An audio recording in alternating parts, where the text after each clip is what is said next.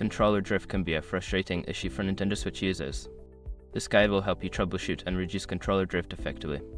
Step 1. Clean the joystick. Dust and debris can cause joystick drift. Use a can of compressed air to blow out any dirt around the joystick. You can also use a microfiber cloth to gently wipe the area. Step 2. Calibrate the controller. Go to the system settings on your Nintendo Switch. Navigate to Controllers and Sensors, then select Calibrate Control Sticks.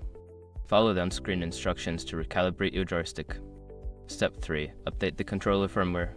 Ensure your controller is updated. Go to the system settings, select Controllers and Sensors, and then choose Update Controllers. This can fix bugs that may contribute to drift. Step 4. Use a controller repair kit. If cleaning and calibration do not work, consider using a controller repair kit.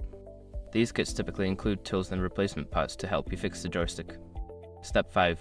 Contact Nintendo Support.